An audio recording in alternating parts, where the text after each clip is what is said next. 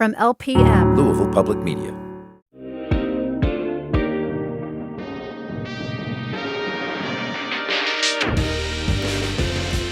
According to the latest data from the Department of Housing and Urban Development, homelessness in Kentucky's largest cities increased nearly 20% between 2022 and 2023. And it continues to rise. Nationwide, homelessness is trending upward. LPM city politics and government reporter Roberto Roldan spent the later half of last year reporting on the residents of the Arthur Street Hotel, a place that helps people who are experiencing houselessness.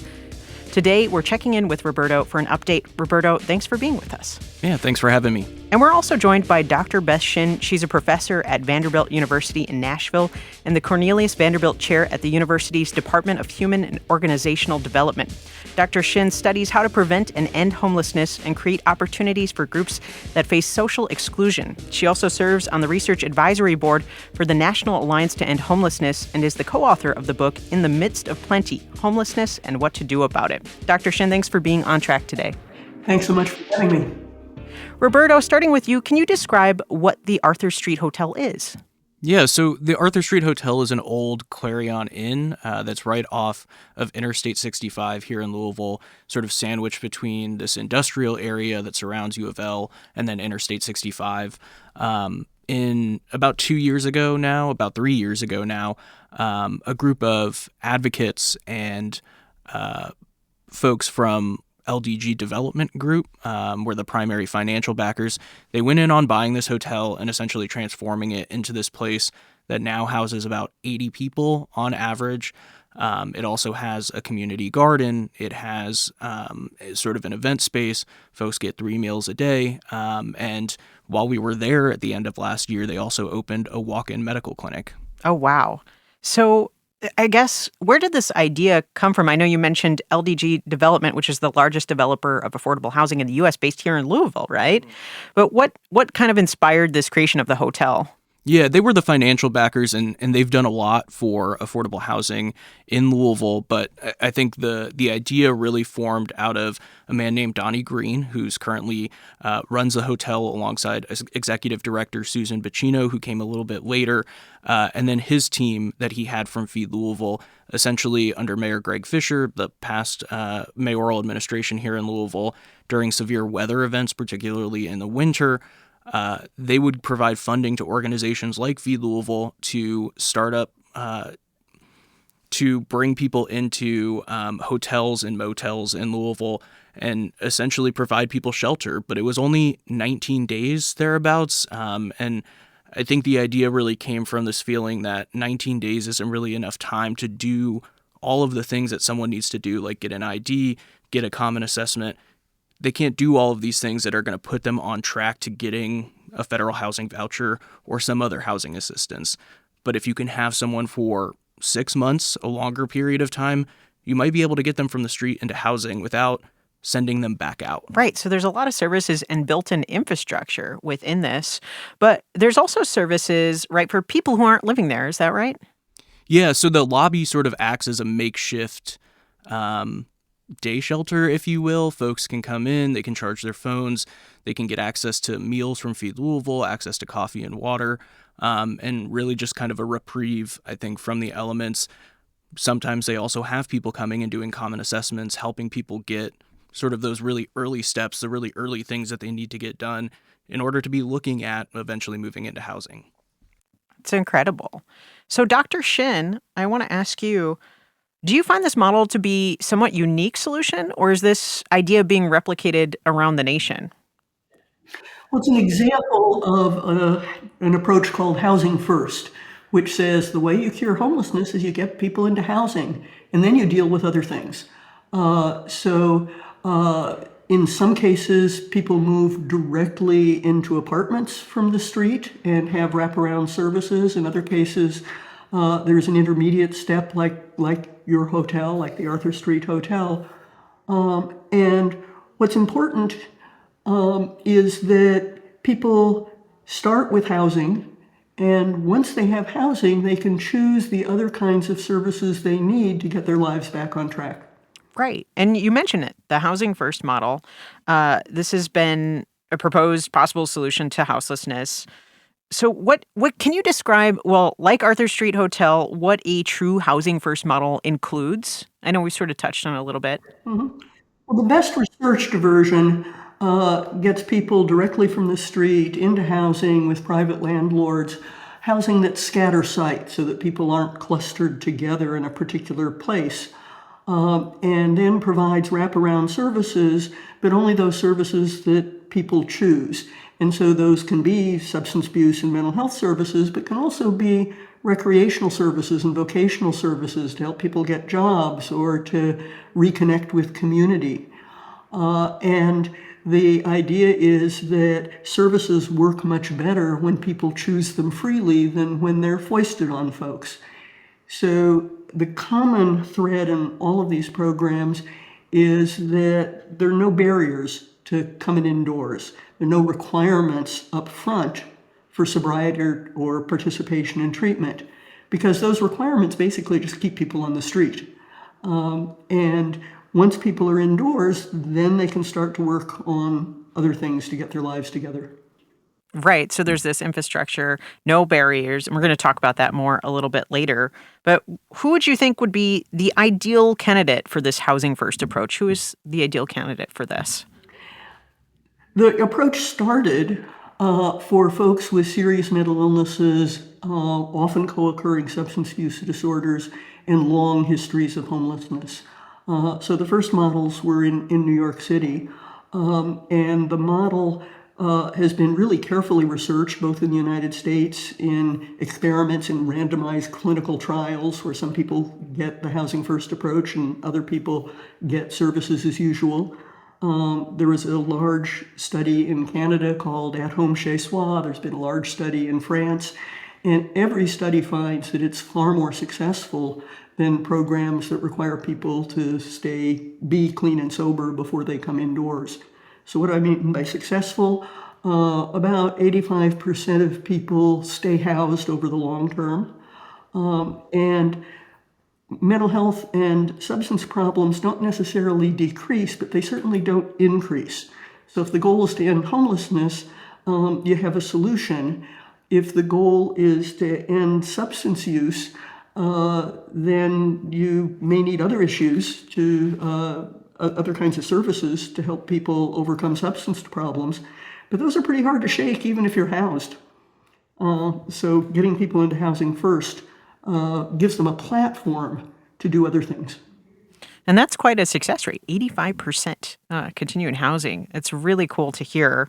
Roberto, what is the process for someone to gain residence at the Arthur Street Hotel, at a space like a housing first space?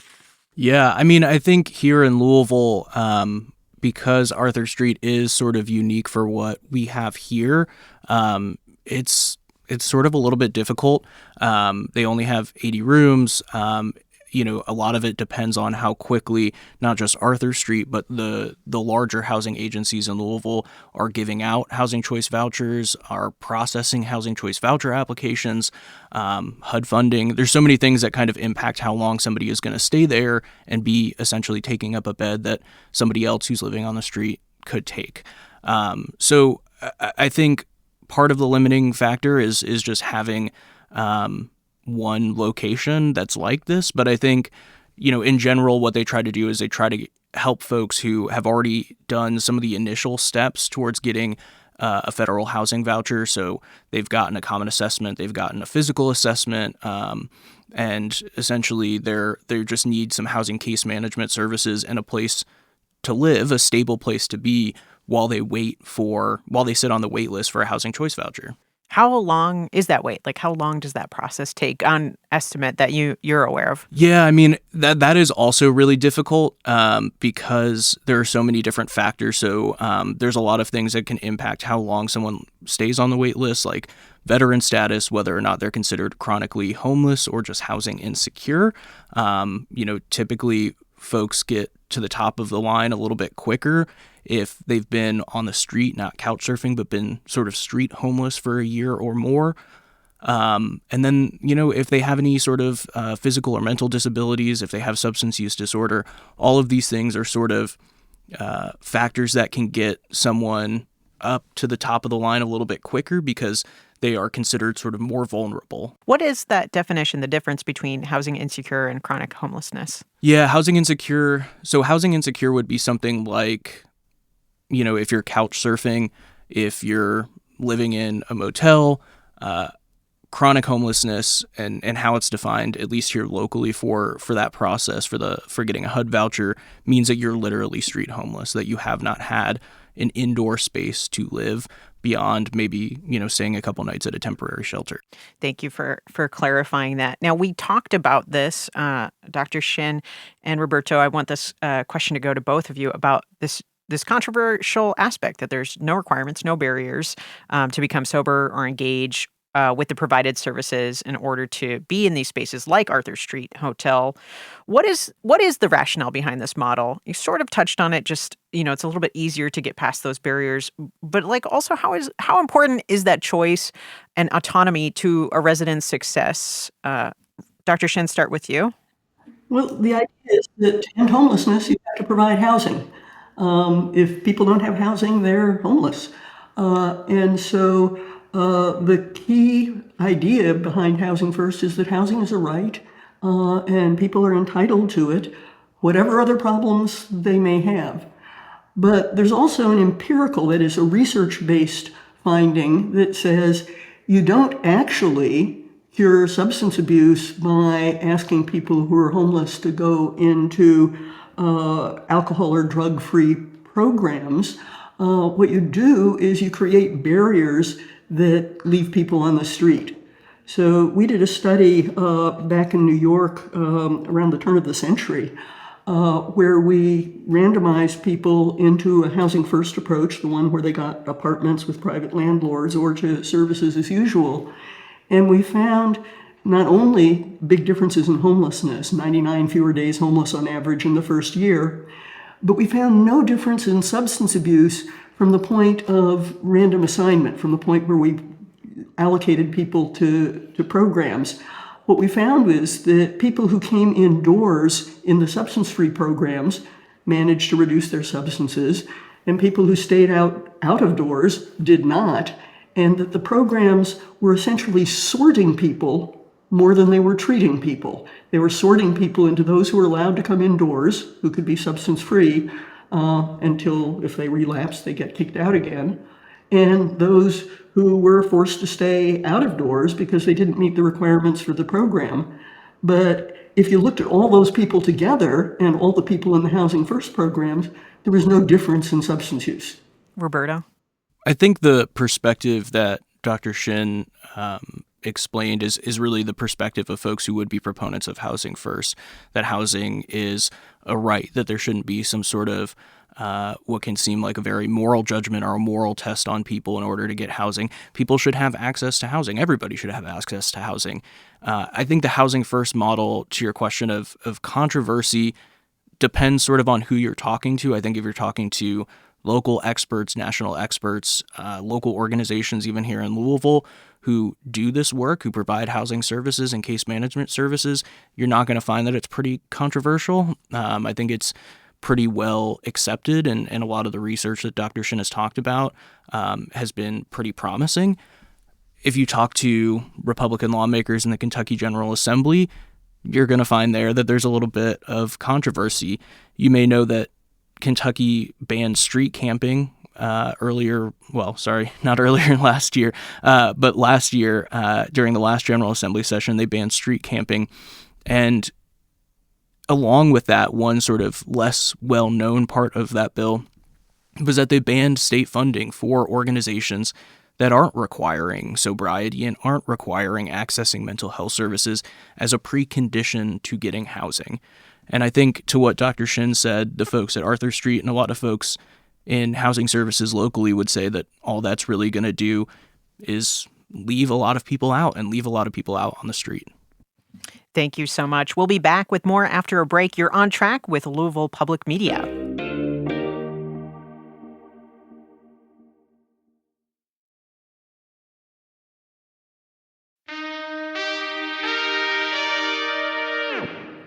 Welcome back to On Track. I'm Aisha Jaffer, and we're checking in with LPM City Politics and Government reporter Roberto Roldan and Dr. Beth Shin, professor at Vanderbilt University in the Department of Human and Organizational Development. We're talking about the state of houselessness in Kentucky and around the nation, and about the Arthur Street Hotel here in Louisville.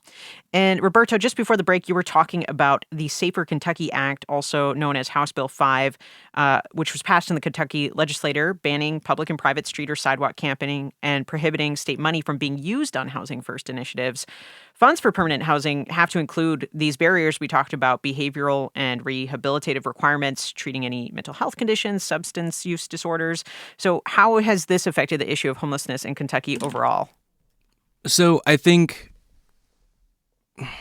it's a little difficult to say, right? Because the state has obviously sort of codified this anti-housing first approach, or wanting to prioritize state funding for non-housing first approaches to addressing homelessness. But the state also gives very little, if any, funding. The state really, here in Kentucky, has historically acted just as a pass-through for federal funding. And so, I think it does signal that there is a threat to organizations like Arthur Street that Republican lawmakers are watching, and that they're not liking what they see, that they want these sort of moral and means tests for accepting housing services and for getting housing services. But at the same time, there's not much to back up the threat when the city or when the state is not providing a lot of funding for housing organizations. Right, exactly. So it's pretty fascinating to hear that, and there's so much research behind this initiative. Now, I kind of want to look on the national scale a little bit, too, about different policies and maybe programs that are working. Dr. Shin, can you talk about some of that? Sure. So it's important to realize that homelessness among veterans has been cut in half over the past decade or so, at the time when homelessness among everybody else has gone up. And so we can look at why. And one important piece of the full court press that has really helped to reduce veteran homelessness is something called the HUD-VASH program. It's supportive services, supportive housing, where HUD provides the vouchers and the VA provides the supportive services. They have gone full in on this housing first approach. And so the VA has really adopted housing first, and it's been an important part, a component of what has led to the success in reducing homelessness among veterans. So in your book, Dr. Shin, with Jill Kaduri, In the Midst of Plenty Homelessness and What to Do About It, it's argued that research has shown us how to end homelessness for different groups, and the country has the resources. What we need is the political will. Is this kind of what you're talking about, these kinds of programs? Mm-hmm. Yeah, absolutely. We've put in the money to reduce veteran homelessness. If we weren't having new veterans come into homelessness each year, we would have had even more success. Nationally, the biggest predictor of rates of homelessness from community to community is rents. And when rents go up, homelessness rates go up. Rents have gone up much faster than incomes, especially at the bottom of the income distribution. Back in the 1950s, we didn't have much homelessness because people in the bottom half of the income or bottom quarter of the income distribution could afford housing. There was a surplus of housing units that those folks could afford. But as rents have gone up and incomes have not kept pace, that surplus has turned into a bigger and bigger deficit, and homelessness has arisen. Roberto, I want to ask you the same question. Are there other policies, federal or local, that could affect services like Arthur Street Hotel or any other housing first initiatives in Kentucky? Well, I think what we talked about earlier, this ban on funding for housing first programs from the state level, is I think fairly unfortunate. As we've noted throughout the program, the data shows that housing first type programs are successful at getting people into housing, to allowing them to work on other issues once they have that sort of stability. And I think Arthur Street has been successful. It's something that's been recognized by other housing agencies locally, something that's been recognized by the city government. I think the city government makes affordable housing a priority and has made homelessness a priority. It can always do more. It can always provide more funding to organizations like Arthur Street and others. But I think putting that on local governments. When you think of the local, state, federal government, local governments have the least amount of money. State governments have a lot more to spend, in the federal government even more than states. And so I think depending on the local government to fund services, especially when we're looking at, almost over 1,500 people locally who are facing homelessness, it's just not realistic. We're going to need help from the state, and we're going to need help from the federal government. And I kind of want to touch on that a bit. Like, what is the solution? How do you feel we can keep services like the Arthur Street Hotel going, as it seems like it's mostly independently funded? How do models like this remain sustainable, or what do you feel could be a solution, Roberto? Oh man, I think that is kind of the $1 million question. That was the final story that we had in our series, was kind of that question. So they have subsisted basically for the last 2 years, with the vast majority of their funding coming from the LDG Foundation and its offshoot, the Rita June Foundation. And now they're sort of entering that phase where they need to figure out how to make it financially viable in the long term. I don't have the answer to that. I don't know that they have the answer at the moment. I will say one of the challenges that I did try to highlight in the story is that what they are doing, at least locally, is sort of exists in this gray area, right? They know people are going into their rooms. They know people are continuing to use. I mean, that's just sort of basically part of the Housing First program, is providing them stability and hoping that they can sort of find the space to make other better decisions. But I think that makes it politically a difficult subject for local governments to want to get behind. We've seen the federal government, both under Biden and Trump, going after quote unquote safe use sites, places where folks are knowingly allowing people to use drugs in a safer way. And so, it's not sort of politically expedient or politically attractive to want to get behind these programs, but obviously we need a range of different services and different types of programs if we're going to, solve this issue and really care for the people that are living on the street. Dr. Shin, same question to you. How do we keep these services sustainable and ongoing?